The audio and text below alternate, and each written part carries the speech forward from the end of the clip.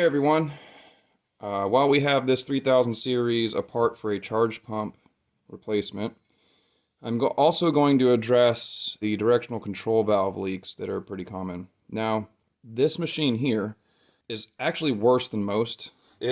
About every 6 months, this control valve will start leaking.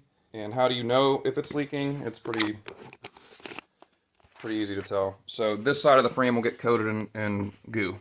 The directional control valve is right under the handle. And this side of the frame will get coated in goo. You'll probably start noticing a leak right on the inside of the driver's side rear tire. I've pressure washed this prior to disassembly to make it easier to work on, but here's the control valve here, and this one likes to leak out of the spool. So the spool O rings only last so long on this particular valve. I think this valve is just worn out, and either it's got some burrs in it or the machining tolerances were just crap to begin with, because it leaks. Like I said, it goes probably every 6 months depending on how much you use the valve. You don't use the valve much, it doesn't leak. So it's just wearing out the O-rings prematurely. Another place that people tend to find leaks, and this doesn't occur as frequently, but the lines themselves going into the directional control valve. That one there. These type of lines are not a threaded fitting like a JIC or an NPT. They're just a flange with an O-ring. So behind that bracket there, that bracket is like the hold down for the line. Behind that bracket, you'll see it when we tear it apart. There's two O-rings. There's a backing ring and a sealing ring. And they can leak there, although it's less common. You can see them seeping around the spool typically. So, yeah, it's pretty common, and I figured, well, I've got this apart. It wasn't leaking terribly, but it was starting to get there. So while the charge pump is out of it, let's go ahead and repair one of these. So you don't have to buy a whole new valve. Although on this one, I would probably long-term like to swap out for a different valve so that I don't have to change the O-rings, every season, basically. So basically all you really need is a couple O-rings, some standard wrenches and sockets, and some snap ring pliers. And it's really not a difficult job. Let's see if we can get a little better light into that cavity there. Okay, so we got a handle that moves the valve up and down. Pretty simple. So the first thing to do after you've removed the fender pan, which is covered in another video when we're doing the charge pump replacement. The fender pan is removed, and now we're going to remove this handle.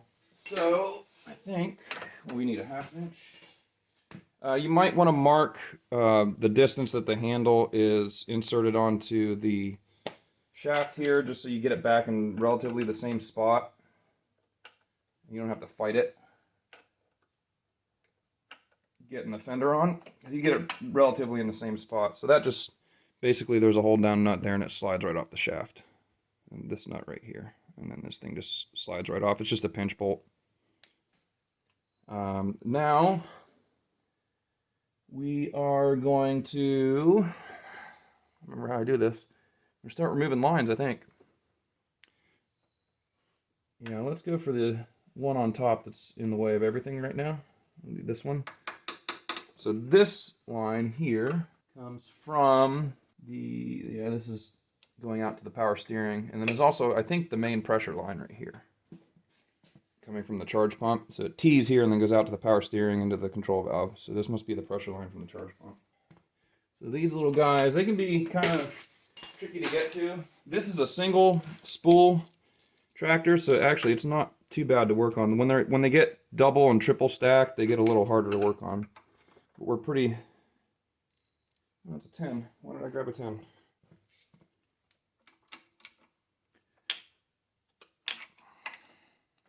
So pop this line off here, and then you'll see the type of line that I'm talking about. And I'll show you the parts to get as far as O-rings go. Order a pack of them, it'll last the life of the tractor.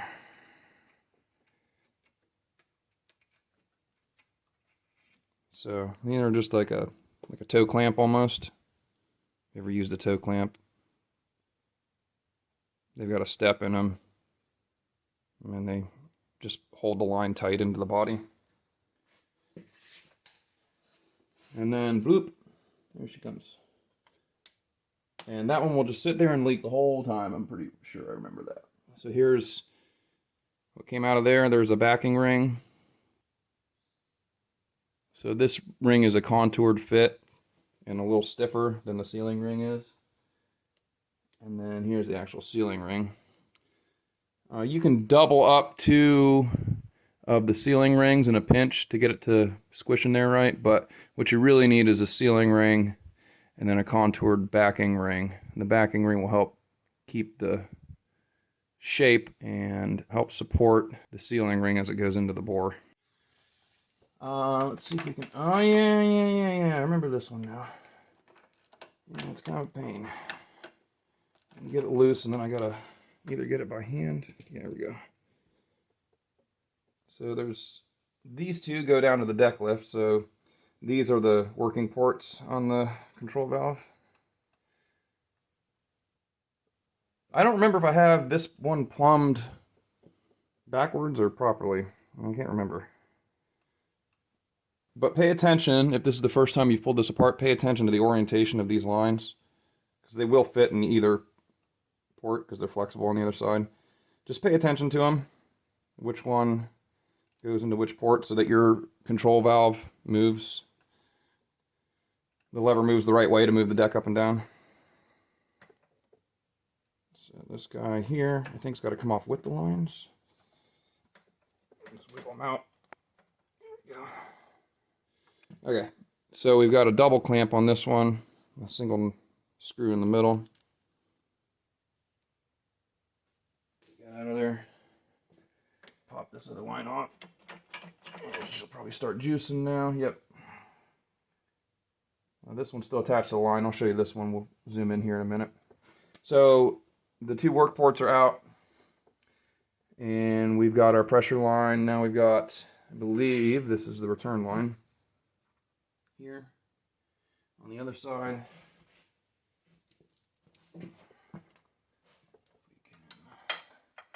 I might get an extension on that one.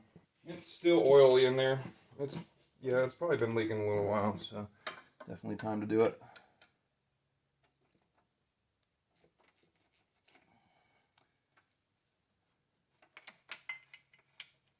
The 3000 series are pretty good machines, but they do have their issues, and this is one of the pains of owning this tractor here is this control valve. It goes bad if I use the plow a bunch for it, and I haven't used the plow very much, but it has been sitting for a couple years, so.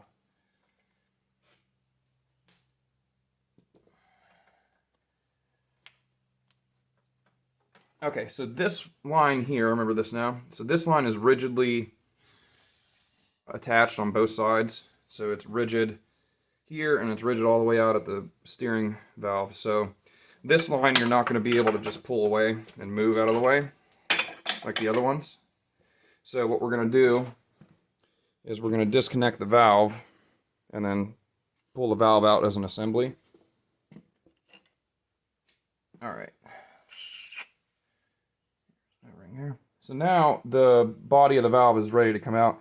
We're going to pull it away from the frame and slide it back out of the way. To do that, you've got a bracket here that holds it to the frame. So you've got one bolt here, which is on the opposite side of the frame. There's a nut for it. And then one over here on the other side of the valve. So we're going to pop those out of the way. So these guys here hold it in. I think, yeah, they're 7/16. I remember having to use a wrench specifically in one spot in here that I couldn't get with a socket. And I haven't gotten there yet, but I may be close now. What we got here? 7/16.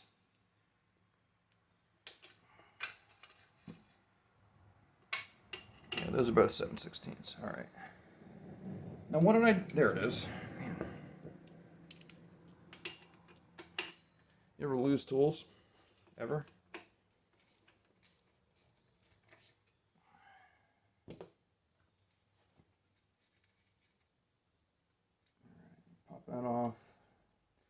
And I think what we'll probably do is we'll take this over to the bench and do the repair on the bench. It's easier when you can do it here. You don't really need it chucked up in a vise necessarily, but I think it's going to make it easier on us. So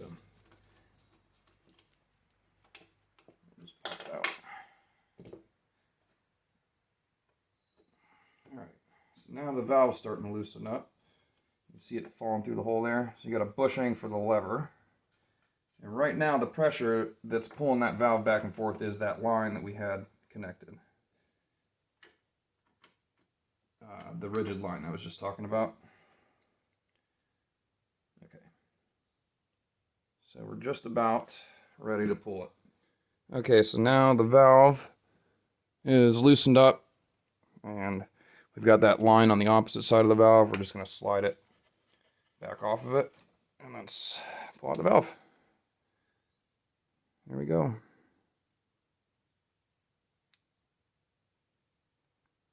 So we'll take this over to the bench, clean it up, put some new seals in it, and then we'll reassemble. Okay, now we have our directional control valve 3000 series on the bench. The first thing to make sure of is you kind of note the orientation of this bracket in regards to how the valve was sitting in the frame, because we're going to pull this bracket off and it can go on a couple different ways. They kind of make these valves modular so they can be stacked, but we're going to kind of mark the orientation in our minds where this went. So the first thing we're going to do, I think, is just kind of get some of the cruft up off of it so we can work. Here's some O-rings still stuck in it. I'll pop those out.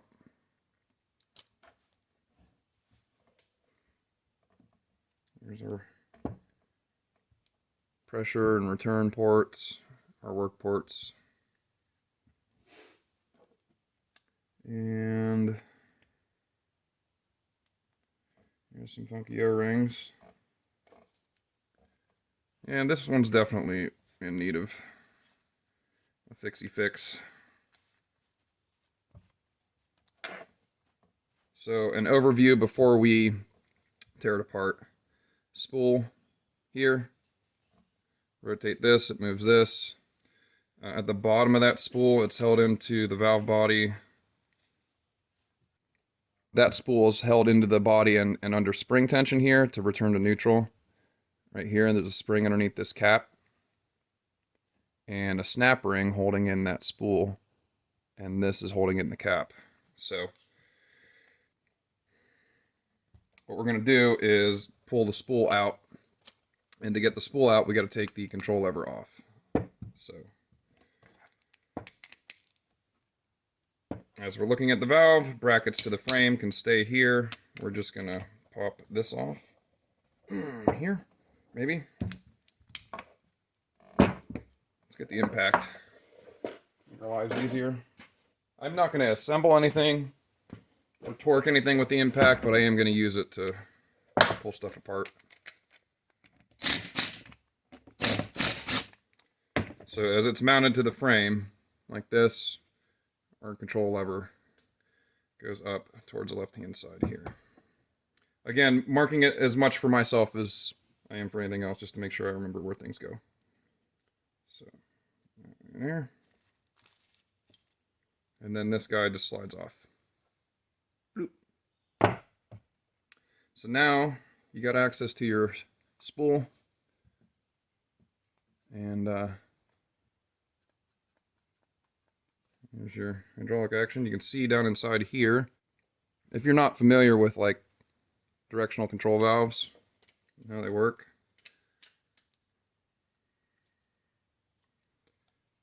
Usually your work ports are labeled on a single control valve here. That's an A port. That's a B port. See the B? So these are the work ports. This is where fluid gets, this is where it gets its name directional control valve. It just changes the direction of fluid. Inside there is the spool. And when the spool moves, it opens a path between pressure and tank. So one port will become pressure and the other side will become tank. And then when you shift it the other way, One will become pressure and the other one will become return. So now the spool needs to come out. In order to get it out, we got to pop this screw off of here. And I think you got to hold, yeah, we got to hold the spool from rotating. Grab a 7/16 there.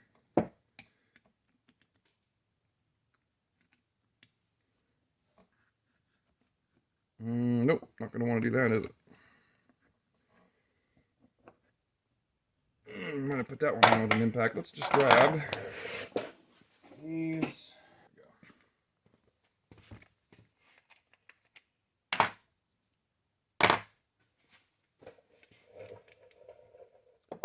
So we're going to rotate this and then hold the spool on the opposite side so it can come off of there. With a pair of these guys.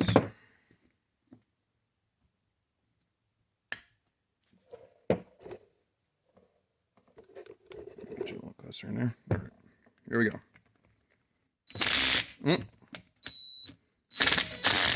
Not like that. That's what you don't want to do. Alright, let's put it in the vise before I make it any worse. I already chewed that one up pretty thoroughly. And this valve's been off so many times that I should have known. I should have been a little more careful about that. But let's see if we can get a better fit for that thing.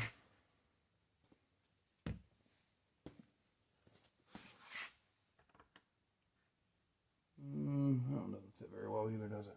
I think it was the right size. It's just not happy about what I was doing to it.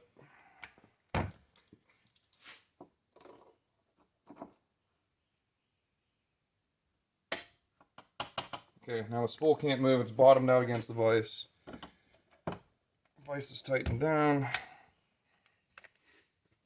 Can you see? Kind of. It's stripped pretty good. So I don't know how well this is going to work. I might end up fighting this off camera.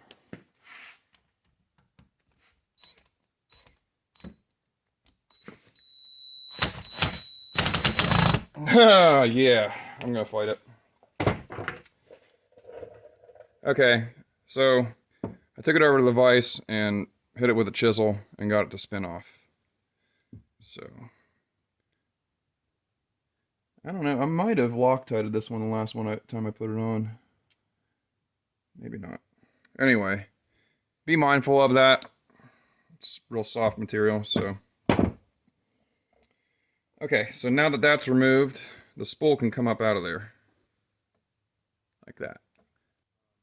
You don't have to take out the spring in here, I don't think, but I'm going to because I think for ease of assembly, there's a spring behind this cup, and there's a snap ring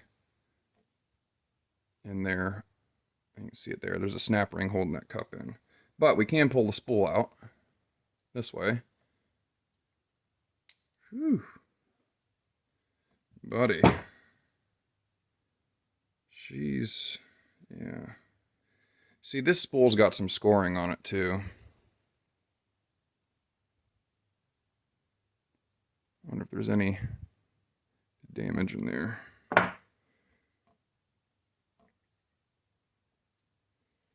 haven't noticed that before. I've actually cleaned out and lightly I took some emery cloth to the bore and to the spool before, but we'll see what we find when we pop it out. So here's some snap ring pliers. I think this is the kind we want. Squeezies. Yeah, we want some squeezies. Let's see if I can catch it on camera. There we go. Pop the snap ring out. Pop out the cup with the spring in it. Oh, look at that. So, a little bit of evidence here of actual O-ring failure. What have we got there? Yeah, that's a big chunk of the O-ring. I wonder which one it came off of. See if we can tell. So here's the actual sealing part of the spool. These two O-rings here. With that one being at the bottom of the bore, I'm going to assume it could only really be this one here that got chewed up. Maybe upon assembly, it's kind of hard to say. But we'll go ahead and clean this up with some emery cloth. And we'll take a look down inside here, make sure we don't have any chunks of material. I mean, the bore is definitely scuffed in some spots.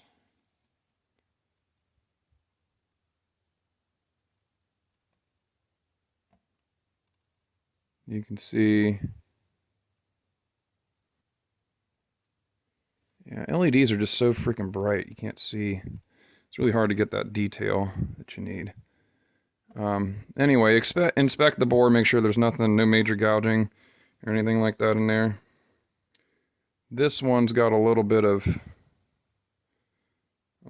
scoring, and to the extent that I'm going to be able to do anything about it. Oh yeah, we've got, sorry, I missed one part. There's another washer in here that goes back behind the cup. You can see down into the bore this way too now.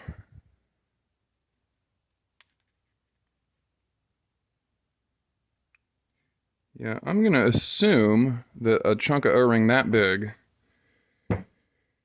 happened upon assembly the last time we did it, so we'll just be extra careful this time.